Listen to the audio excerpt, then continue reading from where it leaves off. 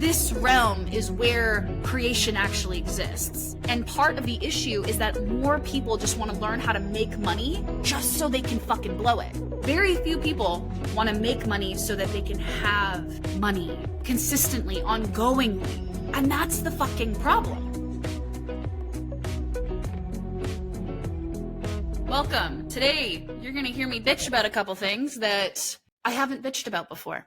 So if you're tuning in, I would love to hear in the comments where you're tuning in from, what's got you interested in this conversation, because there's been a lot of my teachings that have actually been really muffled and hidden and not available to the public eye. And I'm realizing that's doing a grave disservice in helping people understand what financial intimacy is. So if you're brand new to me, hey, I'm Stefania, and I serve reverence and responsibility through a practice called financial intimacy. Now, that is only one of many other things that I do, but for the purposes of this video, this live stream, that's what we're going to focus on. Because when it comes to money, most people have no fucking clue how to be intimate and in the details of it, that they more so focus on just being very general, being very spiritual, being very outsourced in their knowledge and expertise around it. Meaning, a lot of people will always default to someone else when it comes to their time, money, and energy, rather than actually learning what's true for them. How do they want to use their time? How do they want to use their money? How do they want to use their energy, right? Well, today I got super activated on a call because there's like 4 different belief systems that are operating that are actual fucking lies that are perpetuated by the coaching industry, by the online content world, by every fucking platform out there, and I want to address them, okay? Number 1, you cannot spend money to make money. It's a bullshit fucking lie, because you have to spend the right money to make money. If you're just spending money, congratulations. You have to now make money because you got to spend it anyway. You got to have money to spend, you know? So let me slow things down here, because I can feel myself be a little heated. One of the lies that people are told when it comes to the creation of wealth, the maintenance of wealth, is that you need to invest financially to be able to create something. And it's just not fundamentally true. What ends up happening if you do believe that belief, right, that you have to spend money to make money, is that you will get caught up in whatever marketing, psychological approach someone's given you to start having you just spend money arbitrarily. And I've seen this. When I was a financial controller, my CEO at the time always said, well, you got to spend money to make money. And I'm like, sir, we're about to do a 50% reduction in force. I don't think you get to say that anymore. And then I was told that I was being negative and being in scarcity. See, what ends up happening is a lot of these people who perpetuate this spend money to make money statement operate from a place of delusion, not rooted in reality. And don't get me wrong, I'm as spiritual as the next. I believe in manifestation. I believe that we can all be creators in our lives, but we have to create in this realm. This realm is where creation actually exists. And part of the issue is that more people just want to learn how to make money just so they can fucking blow it. Like, that's the reason why a lot of people want to make money, so they can blow it. Very few people want to make money so that they can have money consistently, ongoingly. And that's the fucking problem. We don't want to just make money so we can blow it on things. We want to make money just because it's a part of breathing. We want to be able to know that we have the resources required for us to live our lives. But what ends up happening more often than not is that people swing to the side of abundance where there's like, oh, I'll just make more money, and not realize that scarcity and abundance are opposite sides of the same motherfucking spectrum. Scarcity means you hoard. Abundance means you hustle. People often think that hustle is attached to scarcity. People who are scarce think that their time and energy are scarce too. They're not fucking hustling. They are gripped down. They are tight. They are stiff. They're scared. The people who are hustling are on the other side of the spectrum, hustling because they know they can make money. They know they can make another dollar. But very few of them can actually just fucking rest, because the way that they're creating their resources is rooted in I need to spend money to make money. So therefore you get caught in this everlasting fucking loop of having to constantly earn. There's never a time where you can't make a sale. When we start looking at sales addictions, abundance. Those are all the abundance people. Oh, there's always a sale to make. There's always a sale to make. And this drive to constantly be fucking moving is an unwillingness to just chill out for a minute, because you've designed a life that ensures you can't be paid unless you're hustling. When you think about that for a second, most people have designed their lives to validate their belief systems. And so if you believe that you have to spend money to make money. Guess who's always fucking spending money because you want to make it? But here's the thing that I told everyone on the call today. Held money always grows. Meaning, sometimes spending is actually not the right thing. That spending is actually the distraction from you getting really fucking fine-tuned in what you're doing on a daily basis. That spending is a way of you avoiding yourself. And that spending and trying to upgrade all the time is an unwillingness to be where you are and allow where you are, wherever you are in your process, to be totally okay. See, more often than not, when I'm working with entrepreneurs, what I see is that they've designed a business where their emotional state is what is determining their income, that their effort is determining their income, that their income becomes volatile because those things aren't really in your control. Like, that's just fucking living. And so all of a sudden you have to learn how to control your emotions because that impacts your income. Well, guess what? I don't have to control my emotions because I am paid even when I'm unhinged. Like, look at all of the stipulations you're putting around money so that you never actually earn it for being who the fuck you are. Your belief systems are the things that you are constantly trying to validate. And it just so happens that those belief systems are extremely self-exploitive. So to spend money to make money, complete bullshit. You got to spend the right money to make money, because there is a truth when investment is true, right? Like, if you are creating a brick and mortar business, yeah, you got to put some money in if you want to create that revenue stream. But for the most part, the people who are perpetuating that statement are running businesses that don't have front end costs. I promise you so fucking clearly that your business operating expenses, if you are a freelance designer, if you are a writer, if you are a coach, if you are a web designer, if you are anything on like the online space, that your overhead is so fucking small. And if it's not small, it's probably because you bought the idea that you need to spend money to make money. And now you have to force that program to work to ensure you get a return on investment. You have to pump it. It's not just natural. It's not just naturally and easily flowing. So that's myth number one. That's got me riled up and angry today. And I say this because, you know, when I was a financial controller and I was operating all the expenses and income, what I often saw in the practicality of these businesses was that they were constantly looking for the upgrade and never the stabilization. So they never really proved what came through as a foundational up level. Okay. So for example, if you were to look at my business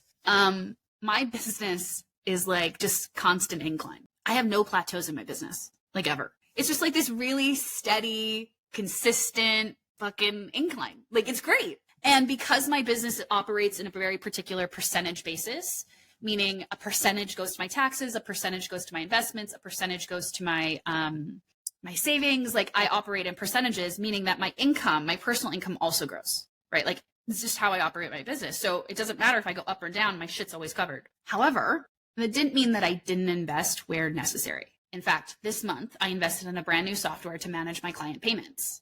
It was like $1,000 up front. I needed to spend money to make money in that case. But I have been making money to do that. Like this is the thing I want you guys to understand is if you don't have money, spending money is not the fucking breakthrough. Like, this is the myth that drives me crazy. If you're not making money, spending money is not the fucking breakthrough. It's the avoidance. It's the lack of sobriety. It's the unwilling to participate. It's the unwillingness to get sober. That's what that is. It's the equivalent of being an alcoholic. If you don't see money as an extension of substances and the way that you relate to yourself, you've got another thing coming. If you are constantly spending money under the pretense that spending this dollar is going to save you from your emotional shit, you are grossly misdirected, because it's just going to make whatever leak you're unwilling to address and clean up bigger. Okay. So this last month, I had the money to invest. I had the money to like commit. Okay. I'm going to spend money to make money in this realm.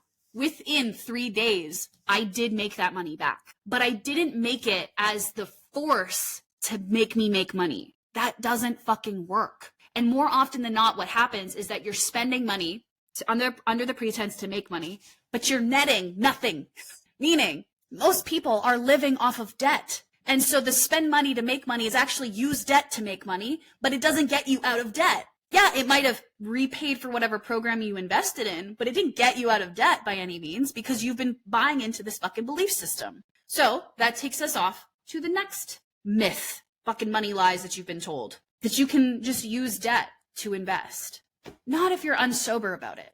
Not if you don't understand how debt works. Not if you're totally disconnected from the way that you spend already on a daily, monthly basis, how much your interest is when you pay just the minimum. Like, you're disconnected from debt, so you're not even using debt right, let alone well enough to invest with. Because yeah, there is a place where you use debt to leverage your investments. Most people are not sober enough with their money to do that. You're buying all of these stories from the external world, abandoning your life for the saviorism that they've sold you in their fucking marketing. Guys, there's a reason why when it comes to sales and marketing, it is done with a psychological perspective. That is what marketing is. It is designed to manipulate your wounding and sometimes manipulate your desires. I hate to break it to you, but that's what happens. The belief is in the marketing and sales world that if we can just find our client pain points and we can highlight the desired life that they live, they'll buy. Now, here's the thing that I'll tell you. It's 100% true. And the reason why it works is because every time you see a sales page that does exactly that, and you aren't sober with your financial reality because your reality is so uncomfortable, you will buy whatever savior approach they're selling you because you're not actually honest. You're not actually intimate with what's going on. So, line number one, spend money to make money. Nah. Spend the right money to make money when you have the money to do it. Line number two, use debt to leverage and invest. Not if you don't know jack shit about the debt you already have. Okay? So that's two lies we've already cut out. Okay? Now the next one, this was all, I have notes because I wanted to make sure I tallied all of these. Next one. This one might sting a little because I think this is how a lot of people relate to their spending. We see something and we know that if we spend money on that the world is going to see us in a particular way. And this goes from anything from clothing to vehicles, to properties, to food, to experiences, to even coaching or hiring, that it creates this thing that if I spend this money, I will be a part of the in crowd. I need you to really pause and ask yourself what part of you is running your wallet. Because the only part of you that wants to be seen as a part of the in crowd is going to be a teenager. It is not an adult. It is not a sovereign and autonomous participant in the wealth creation. When I look around and I see the world, what I see is adults allowing their inner teens to go rogue with their money, trying to compensate for a very deep desire to be connected and cared for. How we can get away culturally with doing that to ourselves over and over again is beyond me. I actually think it is one of the most disrespectful things that we do. And it is like where we see therapists talk about the parentification of children and then not realize that we're doing that to ourselves. We make this adolescent version of ourselves responsible for getting needs met that we're supposed to be taking care of. The part of you that wants to be seen, acknowledged, included, that part of you is an adolescent teenager. And the way that they're going to get that need met is through your wallet because you're not giving them what they need anyways. So how do you go about seeing yourself? How do you go about acknowledging who you are? How do you go about including who you are in all areas of life? Because if you don't actually do that inner work, then of course you're going to go spend $20,000 on that next software because then you get the accolades of paying for it and you get to be included and a part of the in crowd that spends that money. Do you guys see what I'm saying here?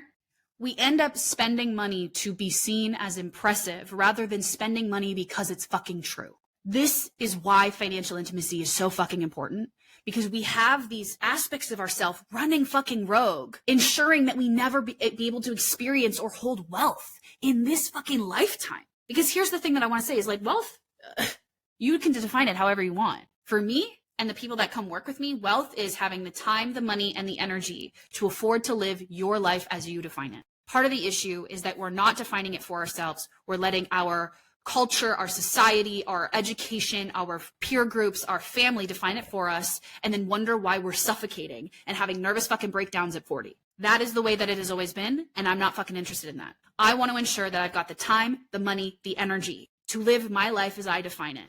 And the life that I define ensures that everyone who comes into contact with me is nourished, that they are fed, that they are having the wealth that hits them too. Because when I started focusing on that, my dad started making more money. When I started focusing on that, my mom started having more boundaries. When I focused on wealth by my own definition, the people around me benefited. When you stop allowing yourself to define wealth by your own terms and you let society at large or your friends or your family or your generational trauma define it for you, now you're fucked. Now you're screwed, because now you got to play by whatever rules they've got, and all of those rules came from their narratives and their stories that you got to hustle to make fucking money, that you got to spend money to make money. So now you're trying to invest in shit that you can't fucking afford under the pretense that spending that money is going to save you from yourself. That's not how it works. But I will tell you how it does. When you take a pause and you allow yourself to just fucking hold it. When you go out to a grocery store and instead of freaking out at the price tag, you just fucking pause and you let that price tag hit you and sink into your fucking body as your reality. Now you can sit here and you can fight your reality and you can cry and you can be upset and you can blame the government, and that's not going to change the fact that this is your bloody reality right now. So you let it hit you, sink, get clear with it. This is why inside the piggy bank, the first lesson that I teach is objective neutrality, because y'all are losing your life force. Y'all are losing your power, your energy to do anything about changing your life in the victimization of the reality that you're in. You need to be neutral. You need to be able to see that number, let it land, feel no way about it. It can be sensational, don't get me wrong. It can be fucking hot. It can turn you on. It can feel like a thud. It can feel however it feels, but you don't feel any kind of way about it. That's objective neutrality. So when I go to my coffee shop and I spend $7.61 on my large latte, there's a part of me that acknowledges that this used to be $5.61. And I'm like, wow, that's a pretty steep jump. And I'm still going to pay for it. You don't have to pay for it, so you don't need to be upset about it. It's my money. I work for it. I get to spend it how I like. But most people are not willing to get A, that honest with themselves, and B, declare it out loud because they're so worried about C, other people's opinions. Part of the reason why we avoid financial intimacy is because we're still navigating the external world and what the external world has to say about how we use our resources. And it's the external world that told you need to spend money to make money. It's the external world that told you that you need to use debt to invest in yourself. It's the external world that told you that you need to spend to be impressive. And the reality is most people just need to get fucking sober. Most people need to know where is their money going. Most people need to understand, what does it actually cost to be the fullest fucking me there is? And then they need to get sober about how to make that happen. Because let me tell you, so many of the spiritual spaces that focus on manifestation, they do it for one fucking reason. Because secretly, people only want to make money so they can blow it. Very few people want to make money so they can hold it. Because there is this perception that holding money means that you're hoarding it. And I need to be very clear with you, holding is not the same as hoarding. Hoarding money is scarcity. Hoarding money is having money under your mattress, not collecting interest, or not gaining, my brain is like fucking fried right now. Appreciating, right? That's hoarding. Financial hoarding is like terrified to spend money, terrified to spend time, terrified to spend energy. That's real scarcity. I mean, an over-reliance on it because it's totally disrespectful to what scarcity actually is, which means we just want you to respect this fucking dollar and respect this moment, respect this tree. That's what scarcity is. It says that this resource, while it can be replaced, we'd like you to honor it as it is right now. Holding is something different. Holding wealth is allowing wealth to be circulated. It's allowing it to move where it's true to move. It's allowing it to come in because you're of service. It's allowing it to go out because it's of service for it to be out. It is allowing yourself to be a part of the living economy of your life. That's holding wealth. And the thing about holding wealth is that it will always grow. Hoarding means it can't appreciate. Holding means it does. And it doesn't matter how you choose to hold it, right? Some people hold their wealth in stocks because they feel like that's the aligned approach for them. And over, a series of 10 to 12, 15 years, they see a 9% return. That feels good and juicy for them. Great, good for them. But it grows. Held wealth always grows. Others might buy property, knowing that property is going to appreciate, that property is an income source. Same thing. Their money is wrapped up in that property. It's held, but held money always grows. It's appreciating. Held money isn't just spent money. Held money is invested money. The thing is that you guys keep fucking around with what investments mean. And when it comes to like, I'm investing in my health, I'm investing in my growth, I'm investing in my development, there's absolutely a time to do that. But if you don't have the money to invest, spending money ain't going to make you money. Spending the money is only going to make back your debt. Do you see the fucking nasty cycle that's happening here? If you're tuning in live, I want to hear it in the comments. And I know I'm spicy right now, and I know I'm not super articulate, and I know I'm a little bit flustered, and I'm stuttering and all this shit. But at the same time, I have been sitting on these teachings. I have been unwilling to be public about them because I've been navigating how other people feel. And at the end of the day, I'm fucking tired. I am tired of watching people consistently choose debt without realizing the gravity of what they're fucking choosing. You know, and I get yelled at on YouTube all the time because I have a different approach to debt. I think that debt is something that you can use. Debt is fine. I don't have a judgment about debt. The judgment that I have is when people are using debt from an unconscious place, when they're not accepting the reality nor the gravity of that choice. Then they go, oh, I'm just going to take out a student loan, even though I don't care about the degree. I'm just going to take out a student loan just so I can be victimized in 4 years about paying the student loan. Or, oh, I'm going to use my credit card to pay for this experience, this trip, this program, this whatever. And then later, I'm not going to be responsible for paying it back. I'm just going to be upset. That's not the game of debt. The game of debt is that it is a bet on your future embodiment, meaning you have to show up as the person who pays it back. People don't like hearing that. People always want to hear, oh, Steph, you're just supporting the use of debt so people can be irresponsible. Fucking never, because I serve reverence and responsibility. If it's respectful to use debt, you have to simultaneously be responsible for it. People don't like responsibility. Why? Because the codification of the word responsible means to be at fault. When the truth is, responsibility is nothing more than responding within your ability. It's responding with an embodied and aligned action. That's it. Okay, so we've got some comments here that I want to tune into. I'd love to hear more about what to do when you did spend money you didn't have to make money, didn't make it back, and now have to manage the debt as a result. See this? Oh, yes. See, this is what I'm talking about. Fuck. I spent money to make money, but I didn't make money. Now I've got to pay back the money I didn't make. What do? Because let me tell you something. The person who probably sold you the story that you need to spend money to make money doesn't fucking respect debt. They don't fucking respect it. And this is one of my... This is why I really get pissed off about Dave Ramsey people, because to pay for a Dave Ramsey course, you need to use a Visa card.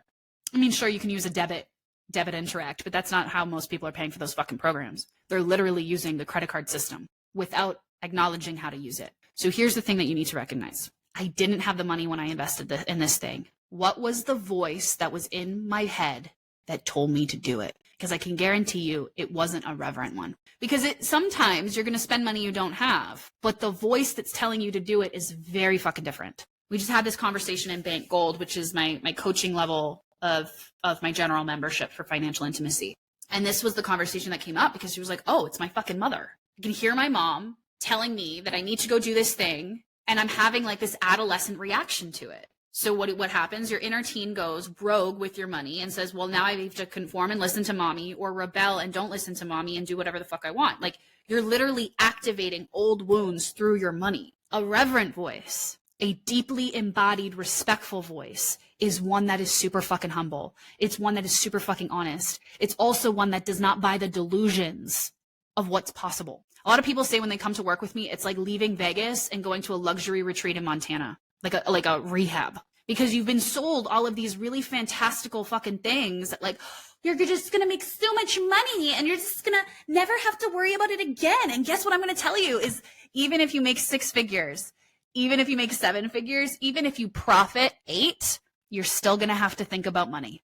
Oh, here we are just bursting fucking bubbles, because this is what I teach in financial intimacy. There is never going to be a time where you get to be free from being intimate with your financial world. Money is your longest lasting partner. So your first step, if you have spent money that you didn't have under the pretense that it would make you money that you didn't make, you have to go find out what was the pattern at play. Now, if you've never done pattern work around money, it can be a little bit complicated.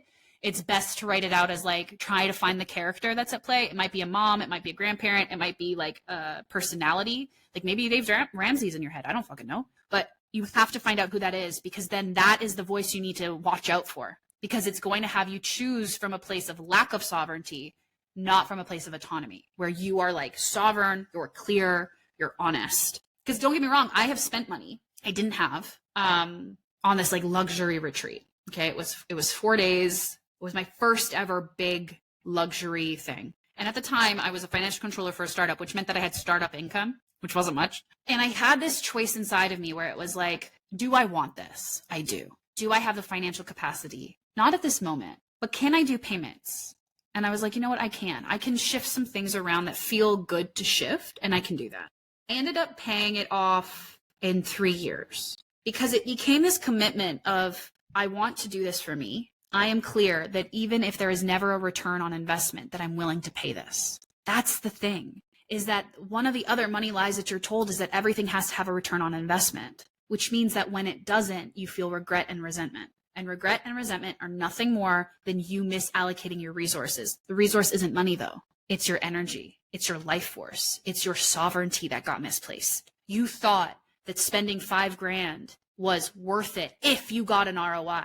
It's got to be worth it if you gain nothing, if there is no return on investment. It's got to be something you want regardless of what you get back. And that's the problem, is that now you have so much pressure and force on the outcome that if you don't get the outcome, now you're just dumping more of your life force energy, more of your sovereignty into victimhood instead of coming back to sobriety. Right. The part of me that was running was the inner hustler, the one who needs everything to be like super like high return on investment, the one that's a little bit delusional. Because guess what? Anything that's got 100% return on investment is lying to you. It's usually like realistically 7%, maybe, you know? And so what I ended up doing with that retreat was like, I detached financial returns from it. Do I want this? Regardless of what I get, do I want this? The moment that there's something that you need to get from it, you're fucked. Already fucked. It's got to be something you want because you want it, no other reason. It can't be logical. It can't even be justifiable to anybody. It's got to be like, oh, this is just something I want, so therefore I'm going to be responsible for it, right? I want my latte every day. Do I like that it's $7? No. But am I going to be responsible for it? Yes. That ensures that every time I go to my credit card, I look, I see how much money I spend, and I make sure it's paid. Because I'm going to be responsible for the fact that I'm a bougie bitch, and the thing that I buy money on is this fucking coffee, right? Let me know if that lands. Catherine says, held money grows is penetrating me so good. Yes. Because here's the thing. It's not saying to never spend. That's not what I'm saying. In fact, most people, when they come to work with me in financial intimacy, it's like, I'm never going to tell you to cancel Netflix. I'm going to ask you, do you want it? Do you want access to Netflix? And if the answer is yes, then it's like, cool. Now we have to be responsible for that. And that's the thing, is like the only reason you cancel your subscriptions is because you don't want to be responsible for making the money that pays it. That's it. That's why I serve reverence and responsibility, because I want you to have respect for your life enough to show up for it. I'm like spitting all over my mic. Like the other side of this too is like, is it respectful to not have a running vehicle in the winter if you're a Canadian? No, it's not. So what do? You just have to get responsible for it. Is it respectful to not pay your rent on time? No, it's not, because you might get kicked out and be homeless. So you just got to be responsible for it. It's the responsibility factor that people don't like, because responsibility up until now has been taught as a form of punishment, as a form of atonement, and that's not what it fucking is. Responsibility is your ability to respond. It's an embodied and aligned action. That is it. So what is within my ability to respond to the debt that I have? You know what? I'm going to create a program where every sale that I get on that program is just to pay my debt. That's a game I play with myself all the time. When I want to buy something, I'm like, okay, all the sales from this particular program are going to that. And even before I was self-employed, it was the same thing, right? It's like, okay, all my money from my GST refund, all my money from pop can collections, all my money from or whatever, or you could even say a percentage, like 1% always goes to my debt on top of my minimum payments. There's a certain level of like, you gotta be a participant in this shit. Like you have to be engaged with your money. If you don't know where your money's going, you will have to hustle to ensure you always have it. And this is the thing that bothers me, is like, I see so many people I see so many people teach money who have no business teaching money because they never moved money. They might make money, but making money and holding money, two different fucking games. They're two different skill sets. Making money is actually very fucking easy. Holding money, very different game.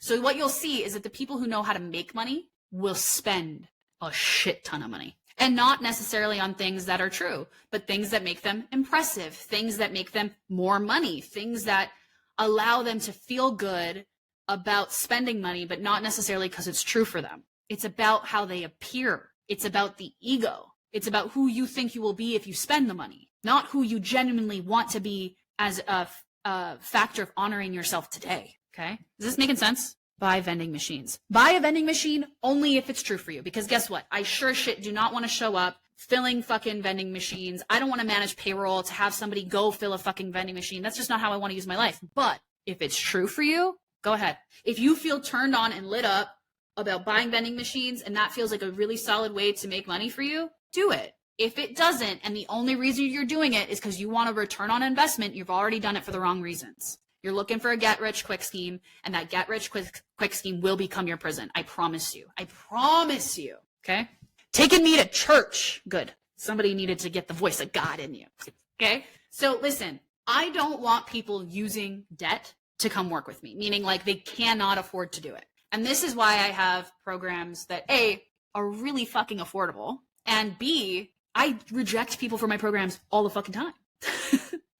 I had a sales call last month for someone who wanted to join the piggy bank, which is my intro to financial intimacy, that teaches you like the 4 most foundational philosophies. It gives you the 4 foundational assignments to tackle your expenses, your income, your savings, and your debt, like very, very basic shit. Okay. But it takes it from my approach. This is my philosophy. Ain't nobody in the world teaching what I teach because it's fucking mine. And it comes from my very long resume of being in the financial world. Okay. I got on a sales call and this person was like really eager, right? They were really eager to learn about it. And I was like, I actually can't feel your desire to just want the program. And I'm like, what do you mean?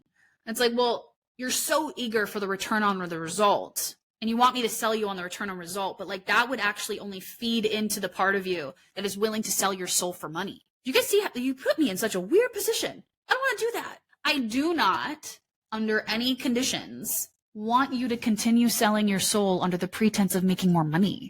Why you put me in this position? Stop that. It feels gross. But that is the way that the world has been. The world has been, here's your return on investment. Let me sell you on the dream. Let me sell you on the fantasy because I know you want to be saved by the fantasy I'm selling. There is no savior, baby cakes. There's you and your relationship to it. If your relationship to money is that you're constantly needing to be saved, guess who's going to have to always be saved? If your desire is that you always need money, guess who the universe is going to prove that you're right, that you will need money, that you need to be saved, that you need some rescue ship. Yeah, the universe is going to prove you right, left, right, and center. But when you come back to yourself and say, well, do I want this? Do I want this? Not for anything, not for anybody, not for who I could be or should be or will be seen as, but for me, do I fucking want this? Because let me tell you, buying a latte does nothing for my ego, but everything for my love for myself. Because when I drink my latte, there's a couple things that happen. One, it is oftentimes the only social interaction I'll get in a day because I work from home and I walk my dog who doesn't like other dogs, so I don't interact with other people. It is my social interaction. So it's my nourishment there. When I also drink this latte, there's a sense of warmth and ritual that happens for myself. Because when I was really young, growing up in an Italian household, having espresso was like the center of connection. It is actually a reminiscent memory for me. It serves more than just being a latte. It matters to me. I want this. Even though I know that it fucks with my hormones, even though that I might have not eaten breakfast that day, even though, I'm still going to buy this. Even if there's no return on investment, are you going to invest in yourself? Even if there's no return on investment, are you still going to back yourself? Even if there's no return on investment, is this something you want to do in the way that you want to do it? Or is the only reason why you're spending the money is to validate an internal belief that you need to spend it to get anywhere? This is the nuance of financial intimacy, because sometimes the answer will be yes, because you need that upgrade. You need that rail, or you need that guidance, or you need something. Sometimes it is, but it has to come from that internal rooted center. That part of you that's like, yeah, that's just the next step, right? So taking you back to the investment that happened this month where I was like, okay, I got to spend some money, is because I needed a new software to manage my payment system. I was tired of having to manually create payment plans for people. I was tired of having to manually cancel subscriptions when I just wanted a payment plan. I also wanted something that integrated into my CRM the ones that people kept telling me to do were stupid fucking expensive. And when I say expensive, it means out of my financial range, but also I'm like that because there's 1,000 other things that are way more affordable than that software. And I don't like that software enough to pay for it. Anyways, so I wanted a couple things to be met. And so I found one, and it had a front end investment where meaning I had to spend money literally before I could start earning money through this new payment software. I spent $1,000. I've already made it back just through that new payment software. Like quite literally, there's evidence. But I made it because I was like, I'm doing this for me. Because even if I don't make my return on investment this month, it's already going to clear up so many administrative things that are costing me too much time and energy right now. I'm willing to spend this money even if no one buys from me this month. See what I'm saying? And so inside bank membership, which is like my cornerstone membership, which is getting a facelift in the new year. It's going to get a little grittier, a little bit more fun, a little more spicy. Inside that container, there's also a masterclass intensive called the Reverent Debt. The Reverent Debt takes the module that's inside the piggy bank, my intro to financial intimacy, and really expands it. Like gets you into the gritty fucking details of your debt, understanding it, understanding the energetics of debt, but also really getting you fucking clear about how to show up for it. Okay. That's included in bank membership, but so is the piggy bank, right? So if you were to join bank, you get the piggy bank that's the last live coaching round that's starting on the 31st.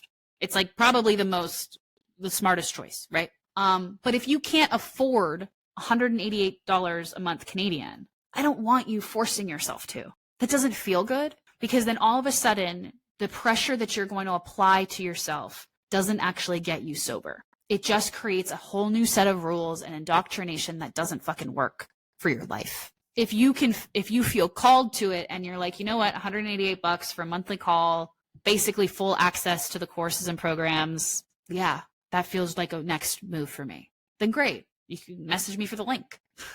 You can comment and say the word wealth and I'll send you a free masterclass. The point is like when we start making sovereign choices, it's not about me convincing you to buy. It's about you feeling that it's the right move for you. That's what reverence is, right? Reverence is the deep embodied sense of respect for the truth and the truth that is unfolding. If the truth that is unfolding is that you can't pay your rent this month, then maybe don't fucking sign up for another program. If the truth is that you haven't paid your friend back, maybe focus on that first. And guess what? What's crazy about that is actually your financial breakthrough, not in spending your money with me. Am I rejecting money? Am I cock blocking money right now? Potentially. But if that means you get 1 inch fucking sober, then that's all I care about. Okay. Now, if you don't want to do a year program, because bank is a minimum of a year for a fucking reason, you can do the piggy bank. I'm going to be adding a new payment plan for those of you that wanted to start in this last live coaching round. If you don't want to do the live coaching round, it will become a replay container thereafter. It'll be evergreen. But like, if you want to be in there and you're like, hey, Steph, I can't do the full $9.99 Canadian, but I can do X payments across X, Y, Z, just message me. Like, I'll make it work if you feel called to do so. And you just want to find the most responsible way of doing it. Okay. And then alternatively, you can just do the financial first aid, which is $22. Just do that for a while. Because inside that container, it's about addressing expenses. It's about reviewing your credit card statements. It's about expanding your wealth for $22. You could do that in the next year. I don't care. Again, the entire point about financial intimacy is come back to yourself and start being so fucking deliberate about where you put your resources instead of allowing other people to influence you and make you make choices from unsober places. Do you know how easy it is to manipulate someone who's already drunk? Unintentionally. Because if I don't know that you're fucking hammered and I tell you like, hey, come into this thing, or hey, buy this car, and I don't know that you're drunk, well, guess what? In the real world, that contract is null and void because you were under a substance. But when we talk about finances, the assumption is that you are always sober, and the reality is that you're not. So you need to get sober, because in the real world, you don't get to say you were drunk and get out of a contract. In the real world, you've got to pay what you said you were going to. I just want to make sure that what you're paying for is true for you to pay for. Okay.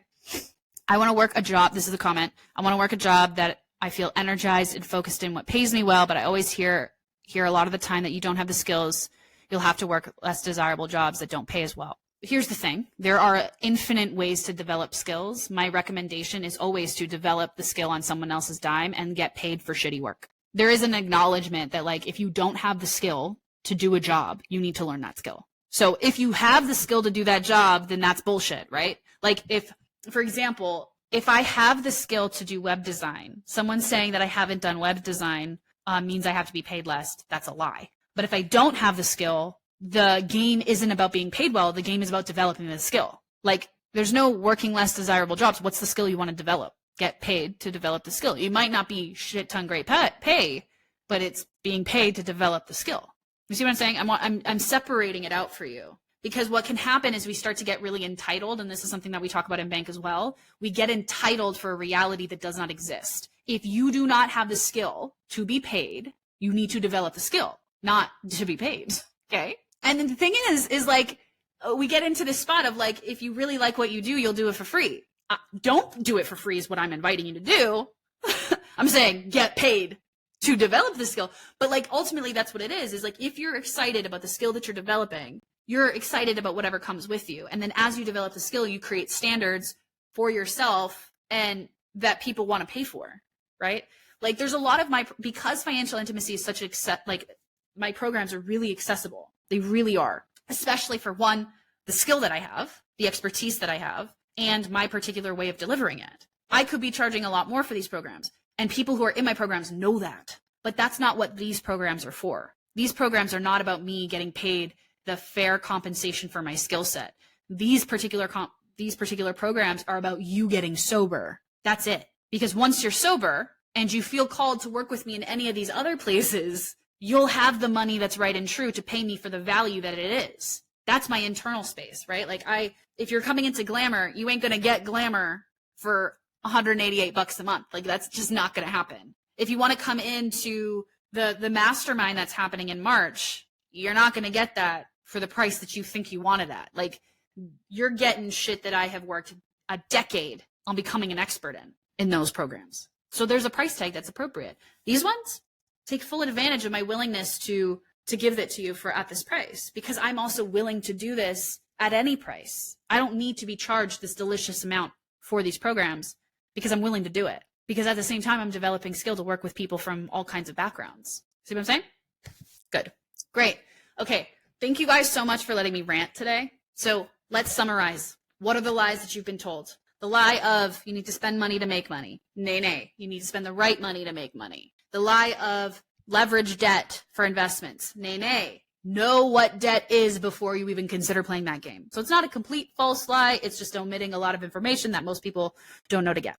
The third myth lie is that, well, it's not really a lie. It's more of like you're probably already spending money to be seemed impressive to a part of you that needs tending to before you even think about spending money.